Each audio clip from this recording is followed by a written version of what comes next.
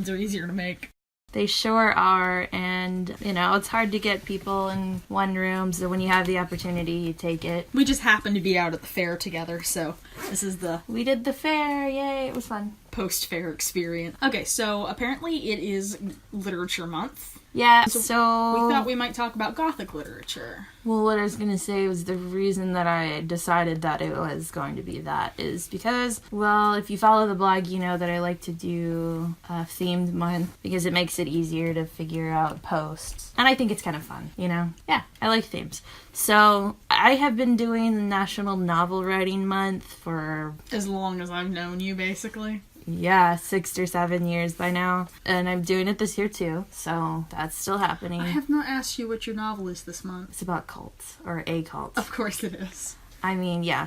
I don't know if anybody's interested, but I'll give you a brief rundown. Basically, it's about a girl who is a minor, like, D-list celebrity actor, and she is in a UFO cult, and basically, like, one of her, like, her close friend is raped and becomes pregnant by the leader, and then she kills herself after she's forced to have an abortion. And this is the episode that sets off the plot. Yeah, basically. So that's the reason why the main character wants to leave. You did tell me about this in an IHOP once. Oh, I told her about it in the IHOP. That's the only place we go to talk, is IHOPs or Waffle Houses. It's a very good place to talk shop, in my opinion. We plotted out a whole novel there one time, actually. At the Waffle House. At the Waffle House, and we have yet to start that, so... Maybe next year. Maybe next year. So, anyway. So, Gothic literature. Yes, I decided that I would talk about something Savannah knows about. Okay.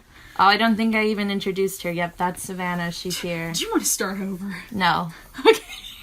I listened to plenty of episodes where they just, podcasts, where they just start talking and then eventually they go, oh yeah, that's so-and-so and and this is Creepy Americana. And this is Creepy Americana. That's actually the first time that I've ever said what the show was. Yeah, we don't do that, do we? We don't do that. Well, you know what it is. You clicked on it. Yeah, that's true. But everybody else does it, so I don't know. And if all your friends jumped off a bridge, would you jump too?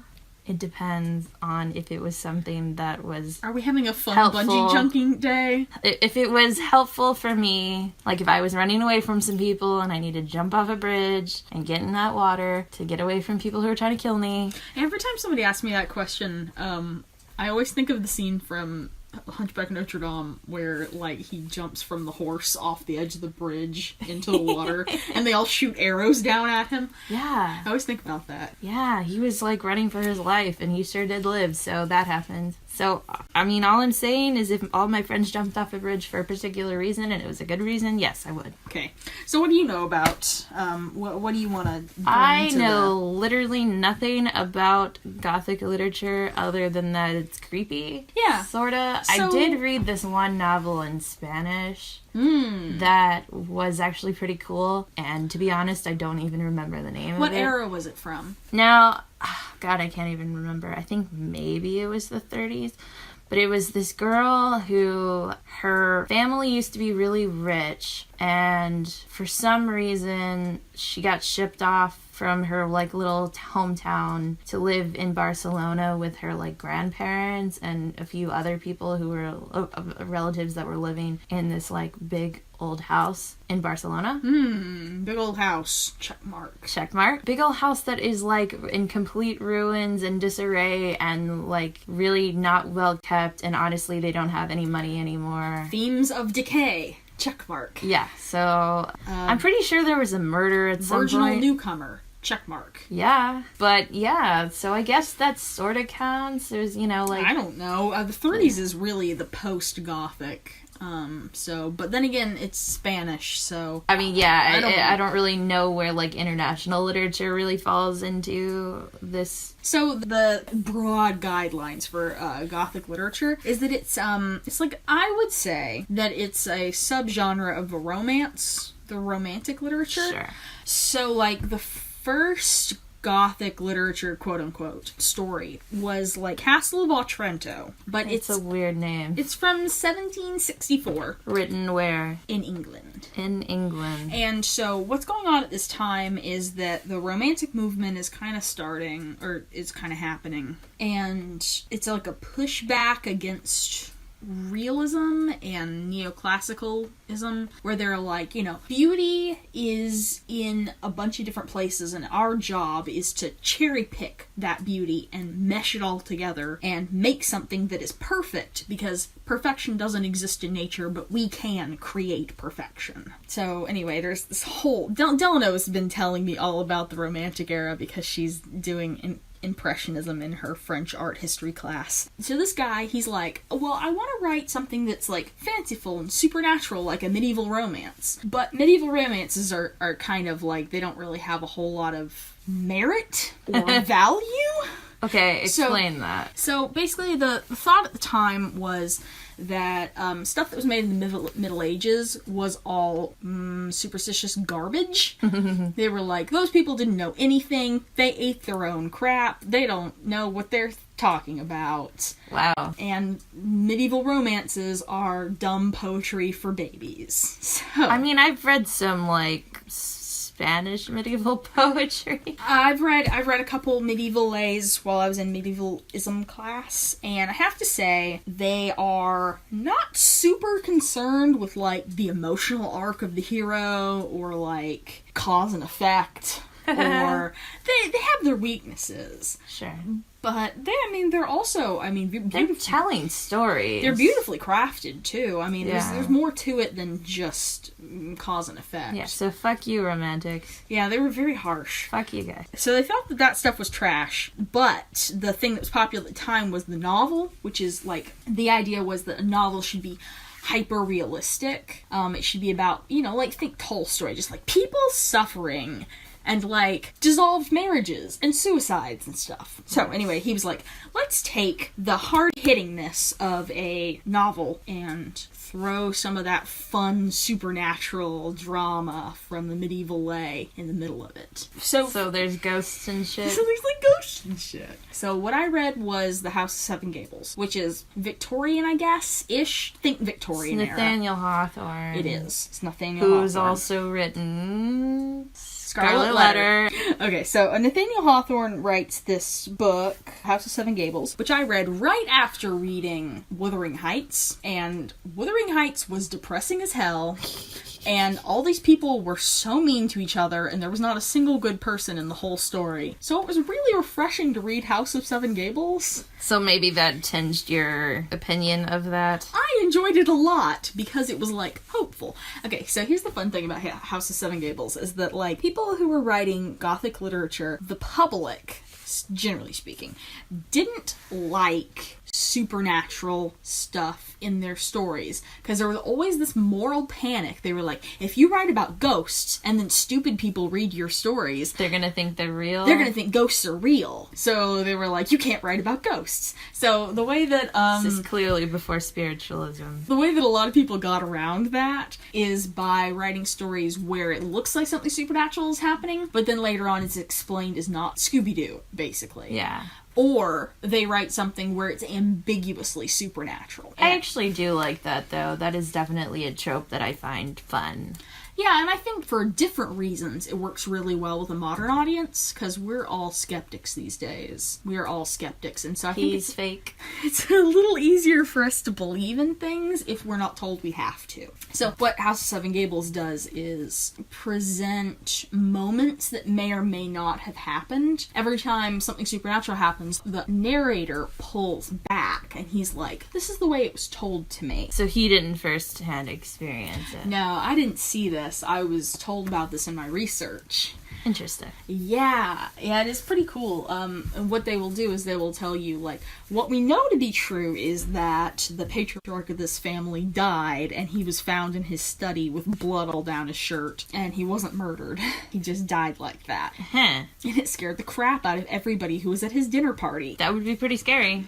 And so he's like, so maybe a legend popped up because of that. I don't know, but here's what people tell me they saw. I don't know why, but what you're just talking about kind of made me think about Elisa Lam. Do you know anything about that? I don't. You may have seen the video. It's like this video of a girl who's in an elevator and like the doors are open for a really long time and she's like pressing buttons, and then she like kind of walks out of it and like looks down the hall and kind of comes back in and goes back out, and she's doing like all this weird stuff. No, what the fuck? All I'm thinking about is the commercials for that Devil in the Elevator movie. Oh, no. Well, okay, so I don't remember exactly what timeline it was, but it was like maybe 2013 or something like that. This girl was a Canadian tourist who came down to Los Angeles by herself, and she was staying in this really low budget hotel. Oh, bad things don't happen there. Well, actually, very bad things have happened there. There seems to be a certain amount of death, and also 2 known serial killers stayed there at separate times. Fuck. Damn, don't ever go to LA. Yeah, just don't do it. It's not worth it. The thing is, that hotel is like right near like Skid Row. Oh. It's not in Skid Row, but it's like right near Skid Row. But anyway, basically she went missing for a while, and before they found her, they put out this video. It was like last seen. I guess so, and they were like, well, why the fuck else would they put it out? I don't know. I really don't know. And it was like clearly edited, and I think they slowed it down a little bit more than what it really was, and there was just some other weird things about how they edited, but it looked really weird, and so they did find her dead. She was in a water tank. Oh! I know about Dead Girl in the Water Tank. A lot of urban legends and potential theories and stuff like that have really sprung up about Dead her Girl in the Water case. Tank. Yeah, because it is really weird, and it is really compelling. There's that one movie, The Hotel Room 1403 or something. 1408. Oh, I was close. This is Stephen King. Yeah, it's got a dead girl in the water tank, though. Doesn't it? I don't know. I don't remember. I saw it in theaters, which was in 2007, and I haven't seen it since. I'm gonna be real freaked out if it doesn't, because that means I put it there. We'll find out, I suppose. There was definitely some people, I think maybe somebody who killed themselves in the bathtub or something, and... Also a Stephen King novel. I think. I don't know. Anyway. I used it twice, because it's also in, The Shining? Mm-hmm. Yeah. It's compelling, I guess. Basically, shower curtains are the most terrifying thing ever. Yeah, because you don't ever know what's behind them. I hate shower curtains. God, I'm gonna go home and I'm not gonna sleep. Sorry. Thank God there's not a shower curtain in my bathroom. Just saved you some trouble. But anyway, I don't know. It's certain things like that where deaths are really mysterious and they just like breed these unrealistic stories, but like it's more compelling, or not necessarily more compelling, but it's like there's no answer here, so some answer is better than no answer. Mm-hmm. Yeah, okay. So that's sort of what that made me think of. That's kind of what Nathaniel was recreating in his universe. Yeah.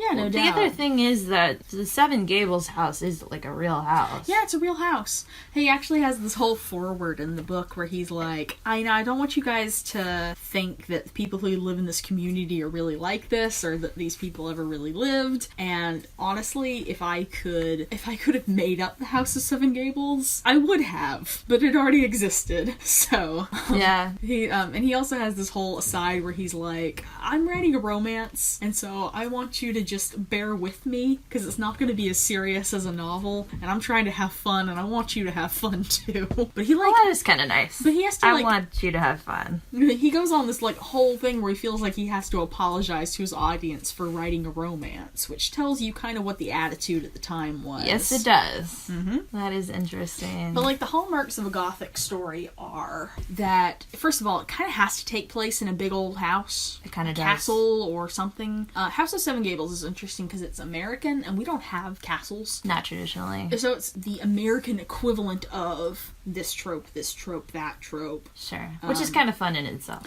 I thought it was really fun. It was like established by early Puritans, and there was like a witch burning involved, and you know, he hits all the markers. For a New England Gothic. Yeah. Put it on the New England blog. Check. And okay, so it needs to take place in like a big old house. Usually there are themes of, like, a lineage that's gone to decay. Yes. I think the Fall of the House of Usher, where there's only 2 people left alive, and they're maybe incestuous. Yeah. And then one of them dies, and the other one goes crazy. Yeah. And then the whole house falls down at the end. Yes. So, that's classic. What a fun story. I sure do love that one. Also written by an American, but... Fuck yeah. we get to claim him. Yeah, we get to have Edgar Allan Poe. And, okay, so then there's the other fun thing is that the weather usually matches what's going on. So, like, whenever they do that thing in spoof movies where someone says, "the castle," and the lightning flashes in the background, that's a Gothic trope. Okay, that's fun. So it's usually, it's dreary and dark because the content is dreary and dark. And it becomes nighttime when you need it to be nighttime. If you think about, like, Hunchback of Notre Dame, the Disney movie, which I feel like I've mentioned it every single time that I've been on this podcast. Look, she really likes that movie. If you have not noticed. I really like that movie. What I was going to say. Which is also based on a book. How about that? How about that? How about that? I actually did see a much older version of The Hunchback of Notre Dame from like 1920 something. Oh, the horror movie. It is horrible. Yeah, it was listed as like a classic horror movie. Yeah, I mean, it has Lon Chaney in it, and he's like also the guy who's known for the Phantom of the Opera. Mm-hmm. Yeah, and his son is the Wolfman guy. I didn't know that. Oh, Lon Chaney Jr. There you go. I saw Lon Chaney walking with the Queen, doing the Werewolves of London. Lon Chaney Jr. Oh, okay. I don't think there was enough syllables in the song. No, probably not. But yes, terrifying movie. Definitely. Yeah, well, I gotta say the book is really depressing and dark, but I mean, Victor Hugo just could not. He could not stop. Yeah. He just wanted everybody to be sad all the time. But what I was trying to say is then the Disney movie, the lighting in the sky changes whenever they need it to. When there's the serious moment, it goes from being like, it's bright and sunny for the Festival of Fools,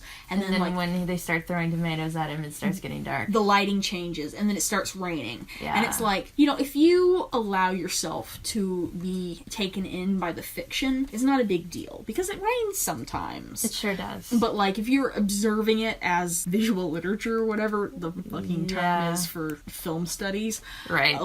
And they do that also. They have the sky, it's dark during the witch burning, like the sun's going down. But then in the next scene, it's morning daylight. Yeah. And it's all symbolic visual language. Yeah. So that's like classic Gothic literature. Okay, so you got the hallmarks there. Mm-hmm. You need to have like your virginal newcomer who's like the heroine who, like, a lot of the time, actually, you'll have the old woman, the first wife, or whatever, who's like a crony of the villain. It's kind of misogynistic. Yeah, sounds like it. Yeah. But I mean, obviously, like, anything that's witchy, too, kind of falls into that. And I don't know how much witchy stuff is going on in most Gothic literature, but... No, I can't think of really any straight-up witchy stuff off the top of my head. Other than Nathaniel Hawthorne's...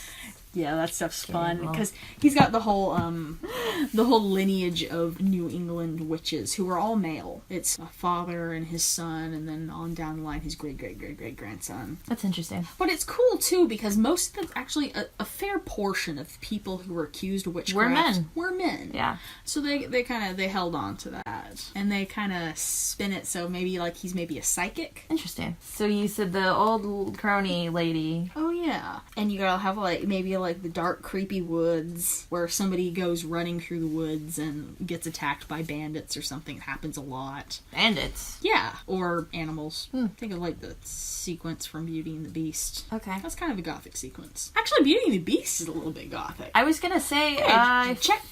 Feel like that... Big crumbling castle? Yeah? Virginal newcomer.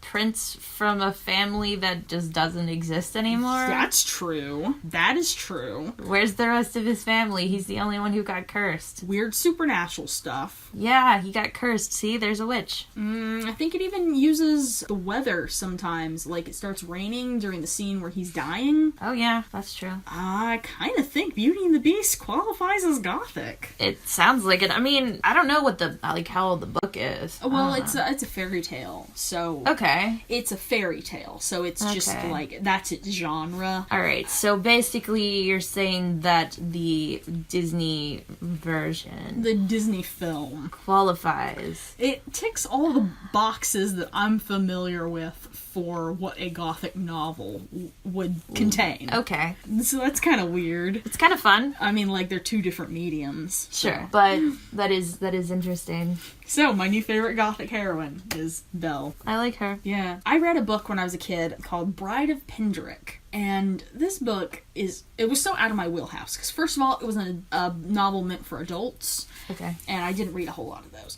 But Bride of Pindaric was, like, written in the 70s or 80s or something. It was a paperback novel. And in retrospect, it ticks off every single box. Really? For Gothic fiction that could have been written in the early 1800s. Because it's like this optimistic young woman is wooed.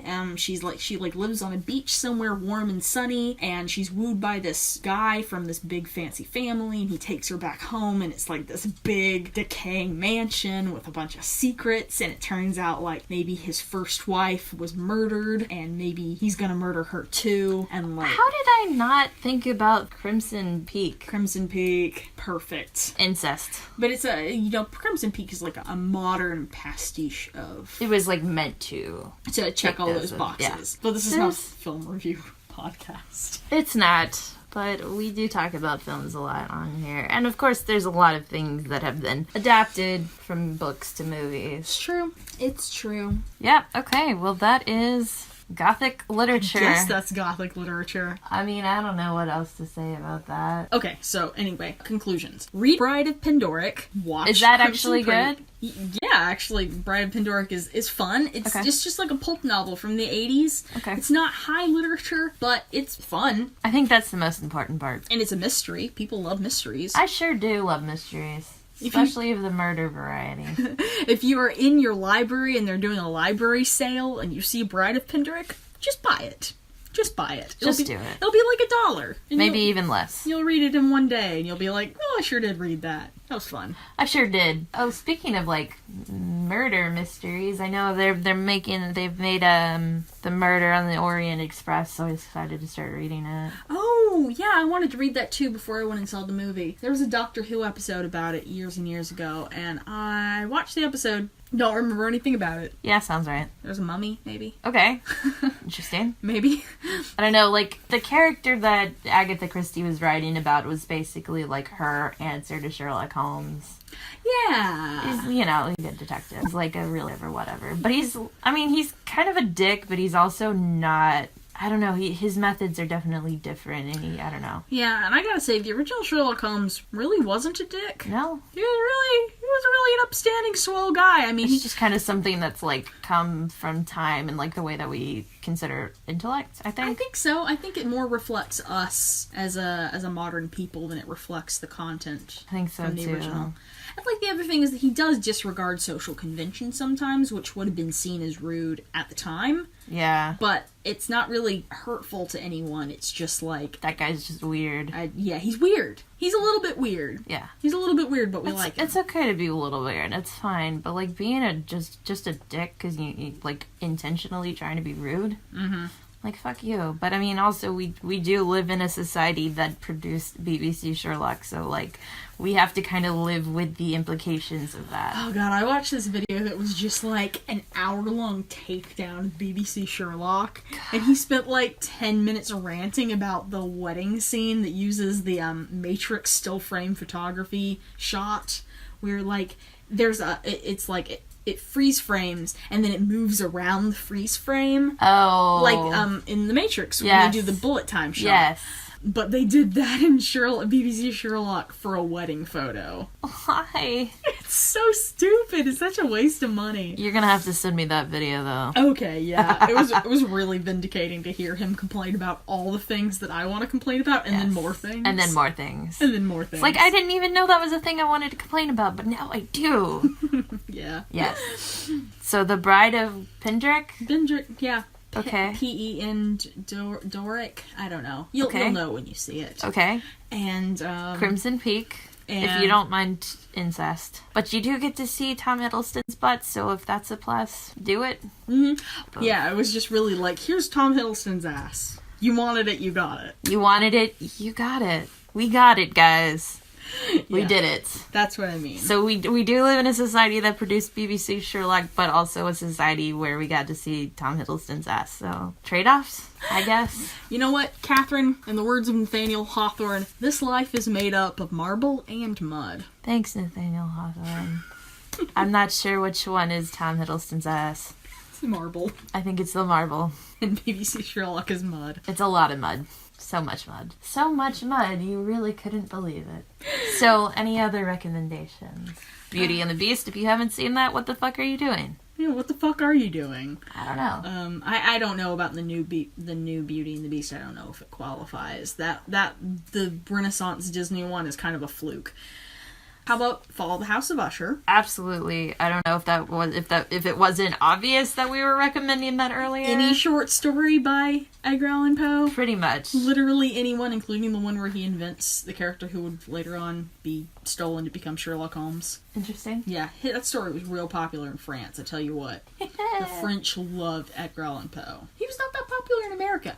Real popular in France. It's so weird when you find out, like, American things that aren't popular in the United States and they're popular in a different country. Apparently, the song Honesty by Billy Joel, very popular in Japan. Oh, I love that song. Very popular in Japan. Not so much here. Only word. Yeah. Another thing that is very popular in Japan, the Carpenters. Really? And if you've seen 1408, you might think that the Carpenters are a little creepy.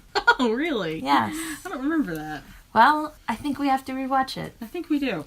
Maybe, you know what we should do? Mm-hmm. Book versus movie. Let's read 1408. We should do that. And then rewatch the movie. We should do that. We should do it. Okay, that's our next project. But we should watch it early in the morning so I have the whole day to work through it. So I can go back to sleep at night. Oh, you poor baby. I don't think it'll be that scary. Well, I've seen it before, right? Right. It's just sometimes things catch in here in the. There is some stuff about like his daughter being dead that might be like upsetting for you. You know, it's not really that sort of thing that messes me up. Usually, it's usually like No offense, but I remember that time where you cried about that one story about in the Bible in that class.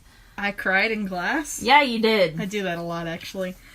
Who? It was that guy who was like, God, I love you so much that I'll like kill the next person who comes to my door, and it was his daughter. And it's his daughter! Yeah. Oh, fuck. That was so sad.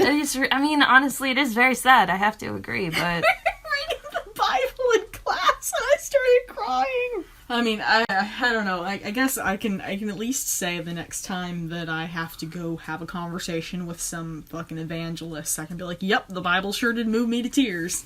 It sure did do that. It did do that. So, God, anyway. that's so sad. Was that in Judges? That sounds right. Seems like it might have been in Judges. I don't remember all that much, but that sounds right. Mm-hmm. So, anyway, I think it was before Ezekiel. I don't know. Anything else that we could recommend? House of Seven Gables is... somewhat boring. It can be boring in places, but it's also heartwarming. And it ends well. And it ends well. And it's got some really great little asides that are really funny. Mm-hmm. So I think House of Seven Gables is a good thing to read. But you probably don't want to do it in one sitting. Okay, that's fair. I don't really have any particular recommendations because I just don't know enough. But on an upcoming episode, I will talk more about... what am I trying to say? I don't know what you're trying to say. I will tell you more about tell you the last books that I have read that are more relevant to the topic. Okay. Because, I mean, I have read some books lately. It's not like I don't read anything. It's just that everything I've read hasn't really been that related to this topic. I've been reading books for class, so... Because I read too much. I read a lot of nonfiction, so... I don't ever read nonfiction. I love nonfiction. I can't tell you the last time I read a nonfiction book. Okay, look. I just read this book that I think you would love. It's called Rest in Pieces, The Unusual Cases of Famous Corpses, or something like that. Okay, Famous Corpses sounds fun. Yeah, so it's just like a bunch of stories about like what weird stuff happened to famous people's bodies. It's great. Oh, I listened to a really good podcast episode about the body of Evita. Oh, Evita Peron. Yeah. Oh, man, that shit's fucked. I was in there. Oh yeah, that's fun, man. Yeah. They what did they do? He says that he like removed all of her organs and stuff through the bottom. He says that, but Full of shit, buddy. Personally, I think it was just a wax dummy. That's what I think. You don't think it was her body at all? I don't think it was her body at all. Interesting. Because here's the thing, is there were, like, no cutting seams, quote-unquote. Because it was such a perfect job. It was such a perfect job, and, like, you got all the organs out through the feet, you're telling me? And, like, I think it was a wax. I just don't think you can do that. There's too much of a bunch of stuff. I mean, I think if you had unlimited money in a modern day... It would make more sense to pull out all the organs through the vagina. Yes, it would. And I would believe it if they told me he did that. But no one has ever claimed that. That would make the most sense. It does. She's dead. It doesn't matter. I once had a recurring dream about all my organs coming out. Anyway. It does feel like that sometimes. It anyway. does feel like that sometimes. Sometimes it be like that. It do. Yeah, but... So I was talking about her and, you know, Mussolini and other people, Lenin. We'll talk about corpses next time. How about that? Yeah. I mean, because Lenin, let me tell you, he's like 30% actual, like, human now, and, like, the rest of it's just chemicals and wax. And they lost his foot at some point. They lost his whole foot. Yeah. How do you lose a whole foot? I mean, it's, like, so creepy if you see pictures of him now, because everything is all out, so it just all collapsed in here, and then it's just, like, his head, and then feet. Yeah, it's disgusting. It's super disgusting. And they have to do so much to keep him preserved. It's like, just bury the motherfucker. They did eventually bury Evita. They did. And there's plenty of other people who I'm pretty sure... Never mind. Anyway. We'll talk about it. We can talk about things later. But for now... we spent like 10 minutes talking about fucking bodies. It's an interesting topic. I can sell you on these nonfiction things because there's so many things that have happened in real life that are just, what the fuck? So. Reality frightens me. Maybe that's why you don't want to read about it. But anyway. That's entirely why. So, yeah, let's go ahead and end this. Okay. We're signing off. Lovely talking to you. Peace out. Bye.